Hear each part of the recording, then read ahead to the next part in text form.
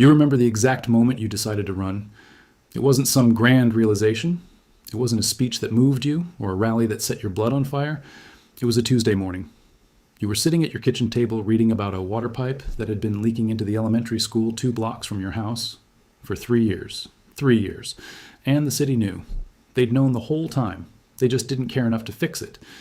You put down your coffee, looked at the ceiling, and thought, someone has to say something. Someone has to actually do something. You decided that someone was going to be you. At 28, you were the youngest person to ever win a seat on your city's council. You didn't have a political machine behind you. You didn't have donors or consultants or a team of strategists telling you what to say. You had a folding table, a used laptop, and a neighborhood full of people who were tired of being ignored. You knocked on every door. You listened to every complaint.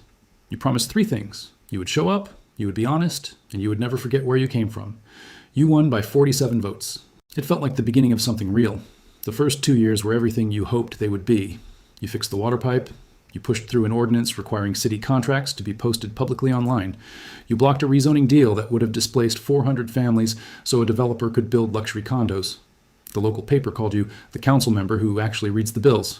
People started recognizing you at the grocery store. Kids from the school 2 blocks away drew thank you pictures and sent them to your office. You hung every single one of them on the wall. You thought this is what it was supposed to feel like. Then someone suggested you run for state legislature. You hesitated. The city council felt manageable. It felt human. The legislature was a different world. Bigger, louder, more expensive. But the people who believed in you said you were ready. They said the state needed someone like you. They said you could do so much more from up there. So you said yes. The first thing you noticed was the money. Not in a corrupt way, at least not yet. Just the sheer volume of it. How much a campaign actually costs. How many events you had to attend. How many hands you had to shake at $500 a plate dinners just to stay competitive. You'd never had to think about money like that before. On the city council, your whole operation ran on small donations and volunteer hours. Here, you needed a fundraising director before you could even think about a policy director. A man named Gerald reached out 6 weeks into your campaign. He was polished, well-spoken, the kind of person who seemed to know everyone in every room he walked into. He said he admired your work on the city council. He said he believed in what you were trying to build. He wrote a check for $75,000. You asked him what he was expecting in return. He smiled and said, "Nothing, just keep being you." You should have known then. You should have given it back. You didn't. You won the legislative seat by 11 points. Gerald called to congratulate you before your own mother did. The first favor was small, almost invisible. There was a bill moving through committee, a bill about commercial zoning exemptions. Gerald had a company.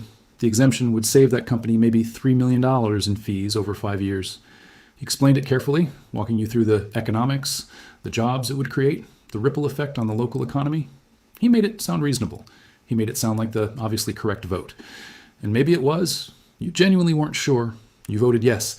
The second favor was harder to justify. A state environmental review. One that would have flagged Gerald's newest development project for groundwater contamination risks.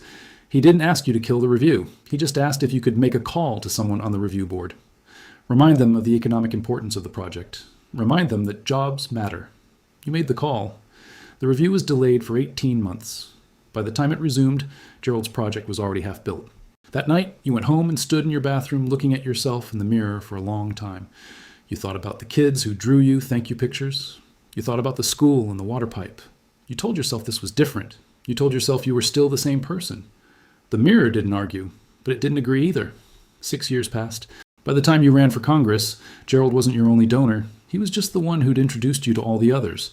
There was a whole network now, a constellation of business interests, PACs, and quiet money that followed you from race to race. You'd become what they call viable. You'd learned the language, the right things to say about regulation, about growth, about protecting jobs. You barely recognized the speeches anymore, but you kept winning. In Washington, you met a man who introduced himself only as a problem solver. He didn't have a title. He didn't give you a business card. He just showed up one afternoon and sat across from you like he had every right to be there. "I know things about people," he said. And sometimes knowing things is the most valuable currency there is. You told him you weren't interested. He said he'd be in touch anyway. Your re-election campaign 3 years later was the hardest race of your life. Your opponent was young, clean, and hungry, the kind of candidate you used to be. He was closing the gap. Your advisors were panicking. The polling numbers had you down 4 points with 6 weeks to go. The problem solver called. You listened. What happened next is the thing you can't talk about. The thing that lives in your chest like a stone. Your opponent stumbled. Not because he made a mistake, but because someone made one for him. Documents surfaced, emails that looked damning, a story that spread fast enough that nobody stopped to verify it. He denied everything. He was telling the truth. But it didn't matter. You won by 9 points. For a while, you convinced yourself it was the last time. But power has a way of making the last time feel like a necessary exception. And necessary exceptions have a way of becoming habits. There was a journalist, young woman, sharp, the kind of reporter who reads footnotes and follows money through 3 layers of shell companies. She'd been working on a story for 8 months. You didn't know what she had, but you knew she was getting close. Your name had come up in 2 separate source interviews that got back to you through channels you'd rather not name. The problem solver offered to handle it. You asked him how. He explained, and you listened, and somewhere in the middle of his explanation you realized you had already made your decision. You realized you had made it weeks ago, maybe months ago, maybe years ago. The moment you took that first check, the moment you made that first call, the moment you stopped looking at yourself in the mirror, you said yes. The story that broke about her was devastating. Fabricated sources, plagiarism allegations, ethics violations. Everything manufactured, everything false, everything designed to make her look like someone who couldn't be trusted. It worked. Her editor suspended her. Her publisher dropped the investigation. You were safe. But safe is a strange thing to feel when you can't sleep.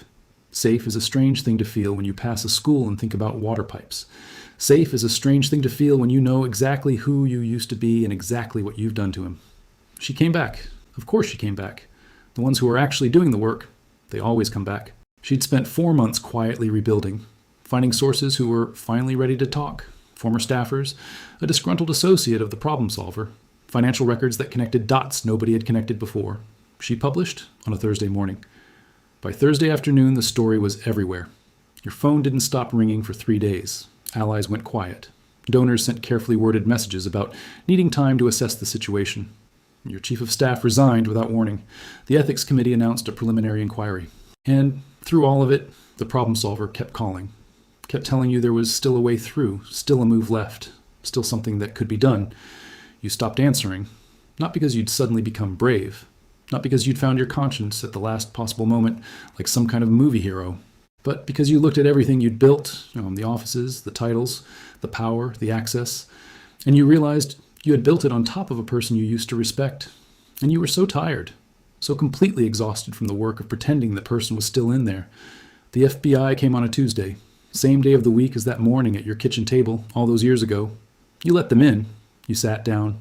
You told them everything. Not for a deal, not for leniency, not because your lawyers advised it, just because truth, even late, is still better than another layer of silence.